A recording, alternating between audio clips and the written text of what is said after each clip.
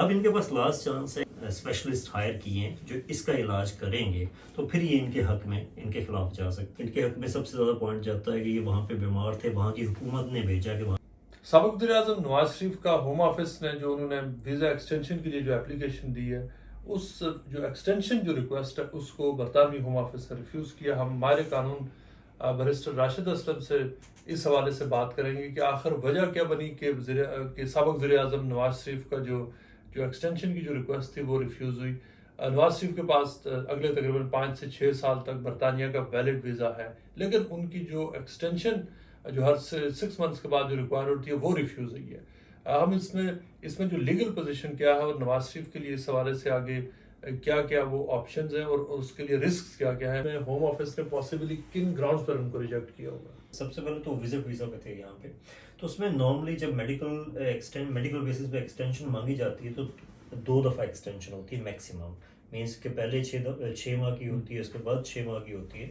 उसके बाद अगर आपको फर्दर एक्सटेंशन चाहिए हो तो आपको एप्लीकेशन करना पड़ती है होम ऑफिस को on the basis of medical evidence and on the basis of article 3 जो कि European convention of human rights का मेन आर्टिकल है। इसमें अगर आपको कोई ऐसी सेहत की प्रॉब्लम हो जिसमें आपकी जान जा सकती हो, आपको इररिपेयरेबल लॉस हो सकता हो, या अगर वो डैमेज ऐसा हो कि जिसकी वजह से आपकी उम्र में बहुत ज़्यादा कमी आ सकती हो, तो उस बेसिस पे आप ये एप्लीकेशन कर सकते हैं। इसमें जो मेरा तजर्बा है उसमें जब एप्लीकेशन की गई है तो उसमें डॉक्यूमेंट्री एविडेंस सफिशेंट अनफ नहीं थी कि जिसकी बेस पे ये एप्लीकेशन जो है वो सबमिट हो सकती या उसका फैसला हो सकता। अब नॉर्मली होम ऑफिस ये करता है कि होम ऑफिस जब एप्लीकेशन करता है तो होम ऑफिस के पास जब एप्लीकेशन जाती है तो होम ऑफिस उसमें उसका अपना थ्रेशहोल्ड है, उसकी सब्सटेंसिव उनके पास एविडेंस होनी चाहिए उसमें। बल्कि होम ऑफिस के जो केस वर्कर्स होते हैं उनको जो प्रैक्टिस डायरेक्शंस दी जाती हैं उसमें उन्होंने एक टेस्ट रखा है, 3 स्टेप टेस्ट उसको बोलते हैं। लेकिन वो स्टेप स्टार्ट करने से पहले जो चीज़ वो मांगना चाहते हैं, वो चाहते हैं कि जब आपकी एप्लीकेशन आती है तो उसके साथ जो लेटर होता है डॉक्टर का वो बड़ा तफसीली लेटर होना चाहिए। मीन्स कि उसमें डॉक्टर का अपना सीवी लगा होना चाहिए, डॉक्टर को बताना चाहिए कि मेरी ट्रेनिंग कितने साल की है, मैं किस बेस पे ये एप्लीकेशन जो है इसमें लोग उस पेशेंट के लिए एक्सटेंशन मांग रहा हूँ। आफ्टर दैट कि वो बीमारी किस हद तक खतरनाक है, वो ट्रीटेबल है या नहीं है। उसके अलावा वो लेटर 3 मंथ से पुराना नहीं होना चाहिए, उसका पूरा उसमें डिटेल्स डॉक्टर की होनी चाहिए, वो जीएमसी से प्रॉपर रजिस्टर्ड डॉक्टर होना चाहिए। अब जब ये एविडेंस होम ऑफिस के पास जाती है तो फिर वो अपना टेस्ट स्टार्ट करते हैं, जो सब्सटेंसिव टेस्ट मैंने बोला उसमें जो पहला स्टेप है उसमें जो सबसे अहम चीज़ ये होती है कि वो शख्स, जैसे नवाज शरीफ साहब की एप्लीकेशन गई है, वो किस हद तक इस बीमारी के हवाले से एक्सपोज्ड है। दूसरी बात ये है कि अगर उनको ट्रीटमेंट नहीं मिलता तो उसके क्या इफेक्ट्स हो सकते हैं, वो किस हद तक डैमेजिंग हो सकती है, किस हद तक उसका अब इररिपेयरेबल लॉस हो सकता है, किस हद तक उनकी उम्र में फर्क पड़ सकता है। अब उसमें भी आगे फर्दर टेस्ट हैं कि जिस तरह 24 साल का नौजवान हो या 74 या 70 से ऊपर नौजवान हो, अगर 24 साल के नौजवान की एप्लीकेशन है वो उसकी उम्र में 2-3 साल का फर्क पड़ता है तो वो एक बड़ा लॉस है। अगर 70 ईयर्स के किसी शख्स की एप्लीकेशन गई हुई है तो उसमें अगर उसकी उम्र कम होने का अंदेशा है इस बीमारी की कंटिन्यूटी की सूरत में तो वो इतना बड़ा लॉस कंसीडर नहीं होता।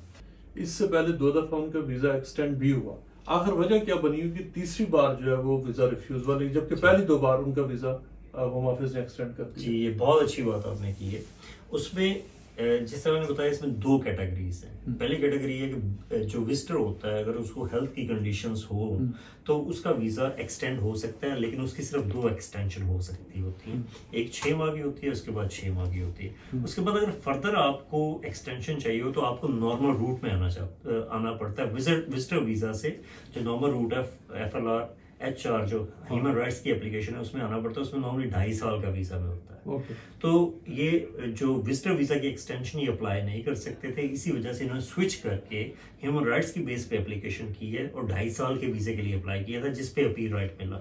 यहाँ पे मैं आपको ये बताता चलूँ कि अगर ये विजिटर वीज़ा की एप्लीकेशन करते तो ज़्यादा चांसेस ये थे कि इनको अपील राइट ना मिलता। इट मीन्स कि ये साबित होता है कि इन्होंने HR की एप्लीकेशन की थी और आर्टिकल 3 और आर्टिकल 8 के अंडर की थी, इसी वजह से इनको राइट ऑफ अपील भी मिला और इन्होंने अपनी अपील जो है कोर्ट में लॉन्च भी की। लेट्स से कि 9 मंथ्स टू 14-15 मंथ्स जब भी इनकी जो अपील सुनी जाती है उसमें चांसेस क्या हैं और इसमें कौन सा ऐसा एविडेंस है जो पॉसिबली नवाज शरीफ जमा करा सकते हैं कि उनकी जो जो अपील है, जो रिजेक्शन की अपील है, वो ओवरटर्न हो जाए कि उनको वीज़ा मिले या रिजेक्ट हो? जी, अच्छा, सबसे पहले तो इसमें जो स्टेप्स हैं, इन्होंने अपनी अपील फाइल कर दी है। अब उसके बाद इनके पास लेटर आएगा जिसमें उन्होंने डायरेक्शंस कोर्ट देगी कि आप इतने दिनों में अपना बंडल जमा कराएं, साथ में स्केलेटन आर्गूमेंट जमा कराएं। उस बंडल में ये अपनी सारी एविडेंस जमा करवा सकते हैं, पुरानी भी, कोई नई एविडेंस अगर मेडिकल एविडेंस है तो वो भी जमा करवा सकते हैं।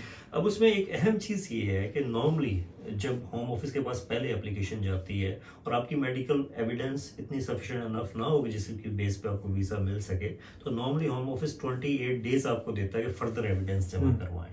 तो मेरा ख्याल है कि उन्होंने वो जमा करवाए जिसको होम ऑफिस ने फिर भी कंसीडर नहीं किया। अब इनके पास लास्ट चांस है कि जज के सामने अपने अपील बंडल में डॉक्यूमेंट्री एविडेंस दे सकते हैं, ये मेडिकल एक्सपर्ट की रिपोर्ट दे सकते हैं, ये किसी डॉक्टर को भी कोर्ट में तलब कर सकते हैं एज विटनेस, एज एक्सपर्ट। इनके वकील जो हैं वो कर सकते हैं। उसके अलावा होम ऑफिस के अपने वकला होंगे, होम ऑफिस के वकला डॉक्टर को तलब नहीं करते, लेकिन इनके पास इख्तियार होगा, ये जितने भी विटनेस चाहें वो बुला सकते हैं। हम प्राइवेट डॉक्टर भी बुला सकते हैं, अगर पाकिस्तान के कोई मौलज है डॉक्टर अदनान, उनको भी बुला सकते हैं कि उस मुल्क में क्या सहूलियात हैं, किस वजह से यहाँ पे जरूरी है कि इनका स्टे हो।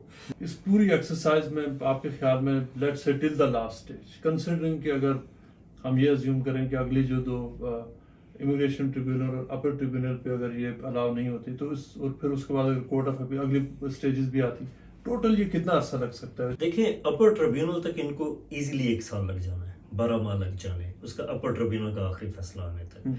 अगर ये कोर्ट ऑफ अपील में परमिशन मिल जाती है, कोर्ट ऑफ अपील में जाते हैं तो वहां पे 1.5 साल की क्यू वैसे ही होती है। लेकिन मोस्टली ये होता है इस किस्म के केसेस जो है अपर ट्रिब्यूनल तक डिसाइड हो जाते हैं।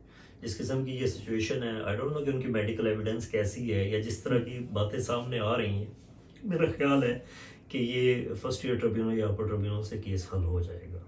एक आपको अंदाजा तो है कि क्या एविडेंस ये पेश करेंगे, जो कि वो पब्लिकली क्या भी चुके, और आप अगर उस एविडेंस को आप कैसे इवेलुएट करते हैं कि आप समझते हैं कि उसमें उसको एक्सेप्ट कर लिया जाएगा, या मतलब you can't say anything with certainty at this stage, लेकिन पॉसिबिलिटीज क्या हो सकती है? देखिए, इसमें एक तो जो इनके हक में सबसे ज़्यादा पॉइंट जाता है कि ये वहाँ पे बीमार थे, वहाँ की हुकूमत ने भेजा कि वहाँ पे इलाज जो मुमकिन नहीं था इनका।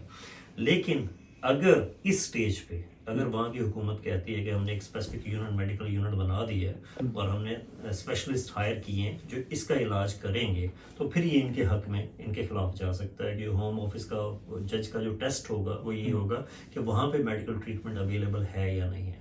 तो ये हुकूमत पे आता है, वहाँ की हुकूमत पे, कि वो अगर इस मौके पे कुछ देना चाहें तो वो दे सकते हैं। लेकिन नवाज शरीफ साहब के हक में इसलिए जाता है कि उस हुकूमत ने, पाकिस्तान की हुकूमत ने पहले ही इनको इलाज के लिए भेजा था, मीन्स के वहाँ पे सहूलियात में असर नहीं थी। क्या इस कोर्ट में हुकूमत पाकिस्तान इस केस में पार्टी बन सकती है किसी स्टेज पर?